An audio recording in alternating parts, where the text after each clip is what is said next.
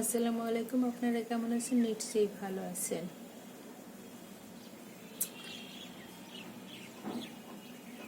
আল্লাহ যদি চায় সব কিছু হয়।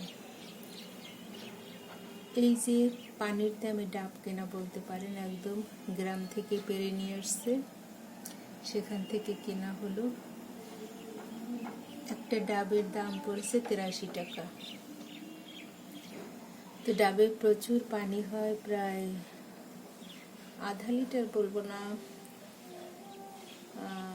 400 ml এর মতো পানি হয় এবং খেতে এত মিষ্টি, এত সুস্বাদু। আর দেখেন মালাইগুলো কত সুন্দর, সাদা ধবধবে। আমার মালাই খেতে ভীষণ পছন্দ, কিন্তু আমি না পানি খাই না। আমার পানি খেতে ভালো লাগে না, আমার মালাই খেতে ভীষণ ভীষণ ভালো লাগে।